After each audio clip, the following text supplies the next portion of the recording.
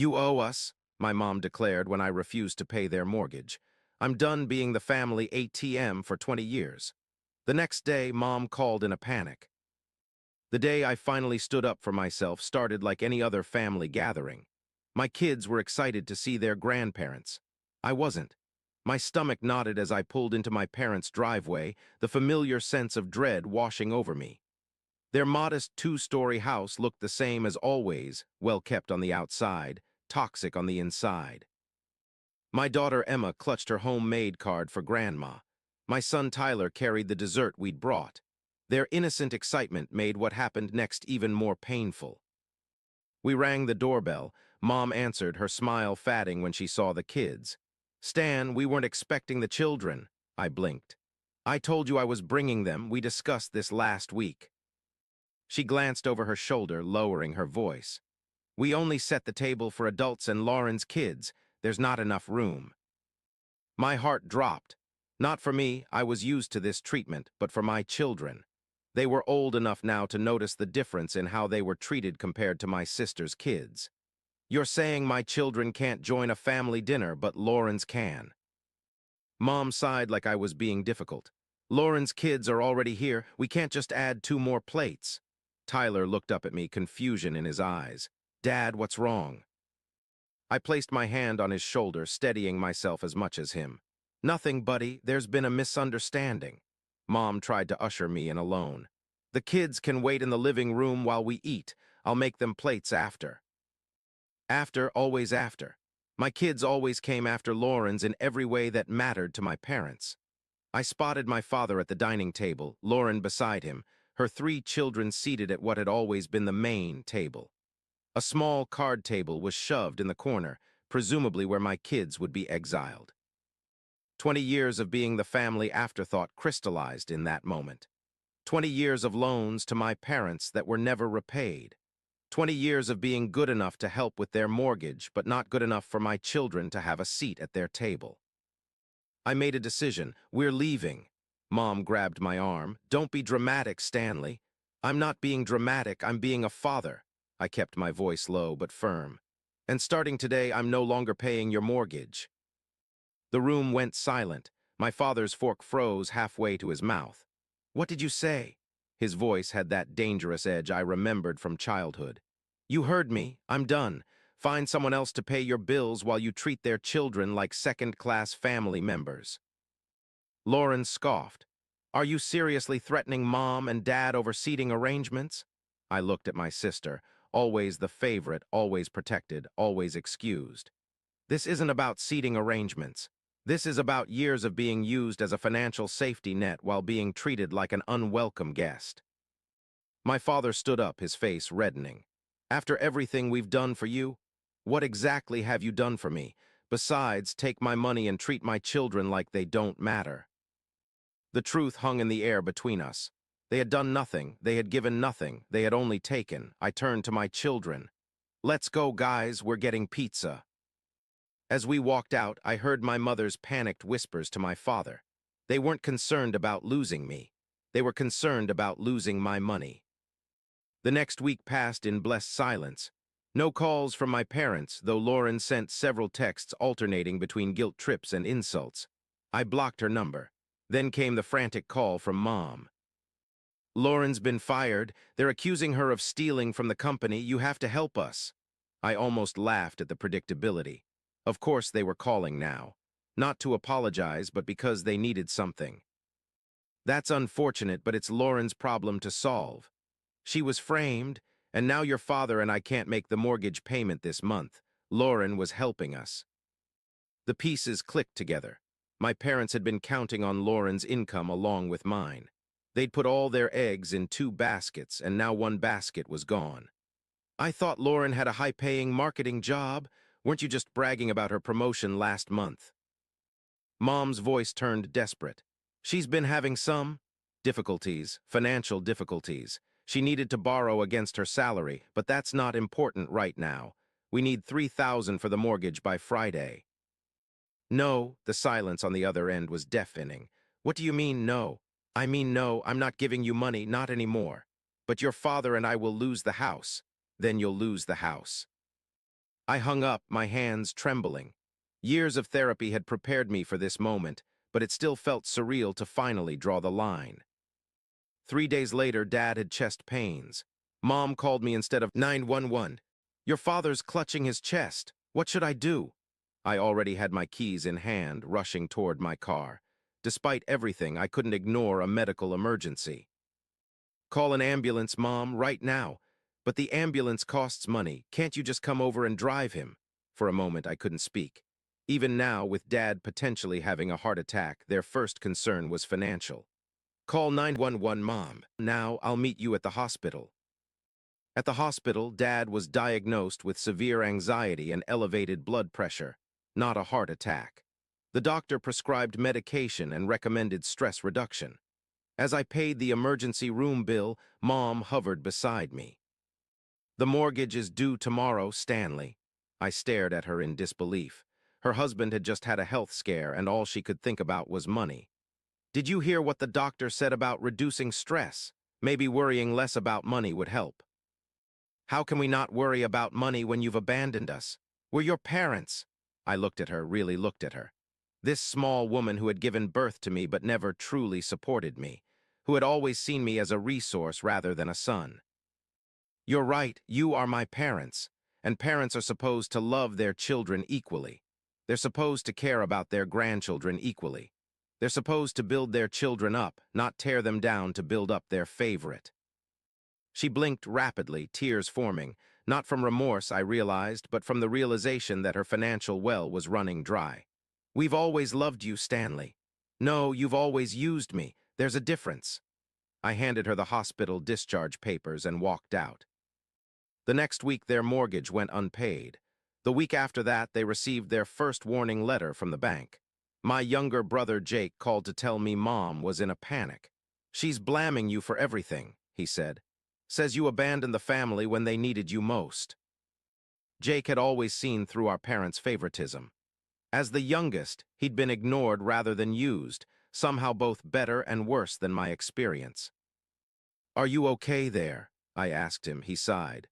I'm looking for an apartment. Can't stand being around them anymore. Mom keeps trying to get me to call you about the money.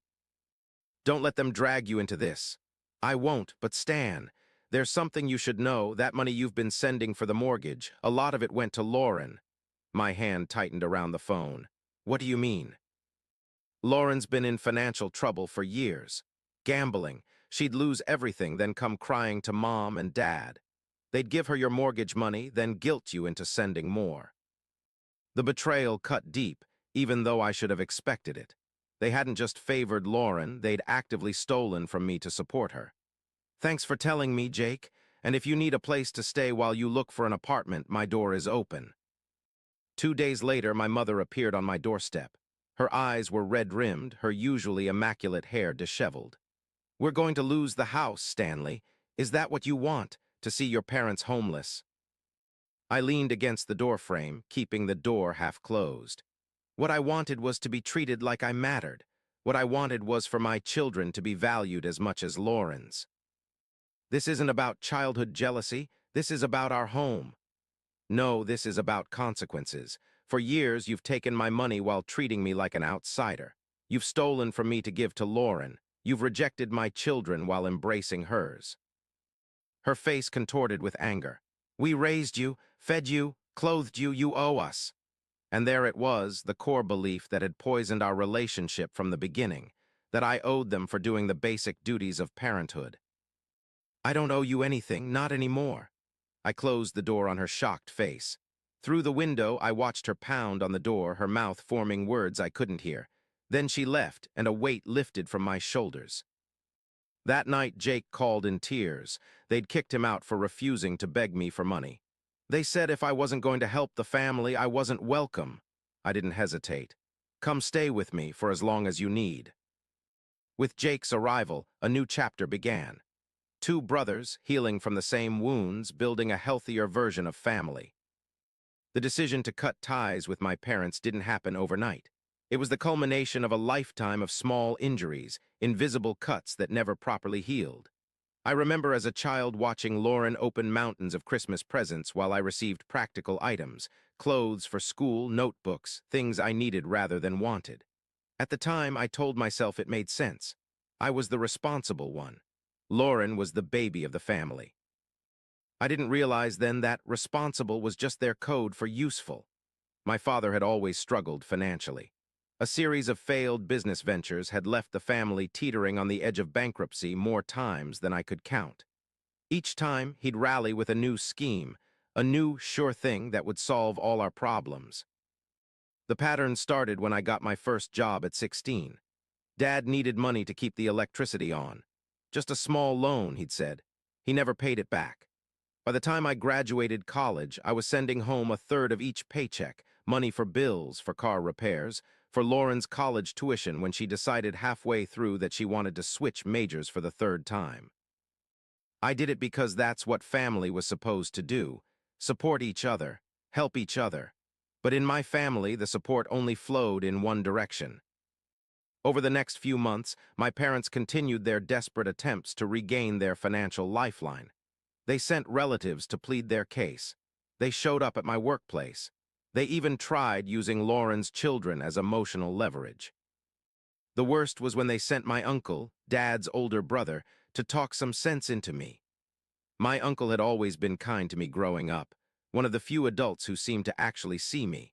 Having him show up at my door carrying their water felt like another betrayal. "Your father's not well, Stan," he said, sitting uncomfortably on my couch. "His blood pressure's through the roof.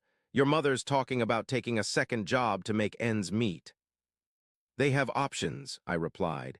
"They could sell the house, downsize. Dad could finally retire and take his pension. Lauren could get a job that doesn't involve stealing from her employer." My uncle winced. "They're not perfect, but they're your parents. Being a parent doesn't give you the right to exploit your children." He sighed, running a hand through his thinning hair. "Look, I'm not saying they did right by you.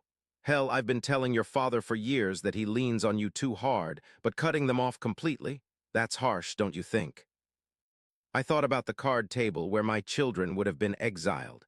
About the countless times I'd watched Lauren's children receive special treatment while mine were treated as an inconvenience. About the years of financial drain that had delayed my own family's goals, the home renovation we'd put off, the vacation fund that never grew, the college savings accounts that remained depressingly small. "No," I said finally. "I don't think it's harsh. I think it's necessary." Uncle left without the check he'd come for, but with something to think about. A week later, he called me. "I talked to your dad again," he said. "Really talked to him about how they've treated you and Jake." I waited, expecting another guilt trip. "He doesn't get it, Stan. Neither of them do. They've convinced themselves they're the victims in all this, martyrs who sacrificed everything for ungrateful children." I wasn't surprised. "Did you expect anything else?" "I guess I hoped," he admitted. "Listen, I'm sorry. For whatever it's worth, I should have spoken up more when you were kids. I saw what was happening, but I told myself it wasn't my place to interfere." His apology meant more than I expected. "Thank you." He cleared his throat awkwardly. "If you and Jake need anything, someone to talk to, a place for holidays, whatever, my door's open." For the first time in months, I felt a flicker of something like hope. Maybe family could still mean something good. Eventually, my parents lost the house. They moved in with Lauren, creating what I imagined was a perfect storm of dysfunction. Jake heard through a cousin that they blamed me entirely, painting themselves as victims of an ungrateful son. Lauren's marriage collapsed under the strain of her parents moving in and her ongoing gambling problems. Her ex-husband reached out to me, concerned about their children. "Your sister needs help, Stan," he said during a call that caught me completely off guard. "Professional help, and your parents are enabling her worst behaviors." I felt a twinge of guilt for my nieces and nephews, caught in the crossfire of adult dysfunction. I'd never wanted to cut them out of my life. I mentioned this to Jake, who had secured his own apartment but still came over for our weekly dinners. "Maybe we could invite them over sometimes," I suggested. "Lauren's kids, they shouldn't suffer because of their mother's choices." Jake nodded thoughtfully. "That would be good, but let's be careful. Mom and Dad will try to use them to worm their way back in." He was right. When I reached out to Lauren's ex about having the kids visit, He was enthusiastic until my parents got involved. Suddenly, there were conditions. They wanted to be present for the visits. They needed money for the children's activities. They had a list of demands that had nothing to do with the children's well-being and everything to do with reasserting control. I withdrew the invitation, telling Lauren's ex he could contact me directly if he wanted the children to have a relationship with their uncles. I never heard from him again. 6 months after I'd closed the door on my mother, Melissa and I were enjoying a rare date night when my phone buzzed with a text from a number I didn't recognize. "It's Lauren. Dad had a stroke. He's asking for you." My heart raced, adrenaline flooding my system. Despite everything, the news hit me hard. I showed Melissa the text. "What do you want to do?" she asked, covering my hand with hers. I stared at the message, conflicted. Part of me wanted to rush to the hospital. Another part remembered every manipulation, every guilt trip, every betrayal. "I don't know if it's real," I admitted. "They've lied before to get me to come running." Melissa nodded understanding. "Why don't you call the hospital directly? Verify he's there before you decide." It was a sensible suggestion. I called the hospital, and to my surprise, my father had indeed been admitted with a stroke. It wasn't a manipulation tactic, or at least not entirely. We paid for our dinner and drove to the hospital in silence.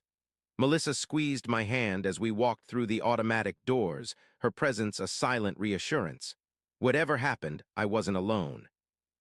Lauren was in the waiting room, her face puffy from crying.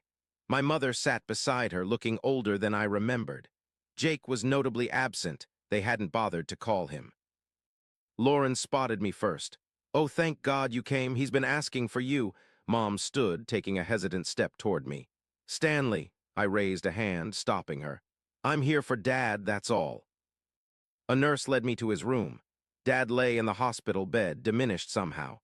Tubes and wires connected him to machines that beeped and hummed. His right side was partially paralyzed, his speech slurred but understandable. "Son," he said when he saw me, his good hand reaching out. I didn't take it. "They said you were asking for me. Wanted to see you before," he struggled with the words, "while I still could." I waited for more, an apology perhaps, some acknowledgement of the damage he'd done. It didn't come. "Need your help," he said finally. "With the bills, your mother can't." I stared at him, the reality hitting me like a physical blow. Even now, even here, it was about money, not reconciliation, not healing, just another attempt to reestablish the financial pipeline. "Is that really why you asked for me? For money?" Confusion crossed his face. "Family helps family." "Not in our family," I said quietly. "In our family, I help and you take. That's not how it works anymore." I turned to leave, my chest tight with a grief that had nothing to do with his stroke and everything to do with the father I had never really had. "Stanley!" His voice was urgent now. "Please!" I paused at the door but didn't turn around. "I'll pay this hospital bill for the care you've received today. After that, we're done." In the hallway, I leaned against the wall, struggling to breathe through the tightness in my chest. A passing nurse asked if I was okay. I nodded, not trusting myself to speak. When I returned to the waiting room, Mom rushed toward me. "What did he say? Is he making sense?" "He's coherent," I replied, my voice distant to my own ears. "And still concerned about money." Her face crumpled. "The insurance won't cover everything, and we still have rent, utilities." "I'll pay for his medical care," I said. "That's it, nothing else." Lauren stepped forward, her expression harder. "He's your father. He raised you." Did he? I looked at them both, these women who had been central figures in my life but had never truly seen me. "I'm going to talk to the billing department. Then I'm leaving." As I walked away, Mom called after me. "Stanley, please, we need you." I stopped but didn't turn around.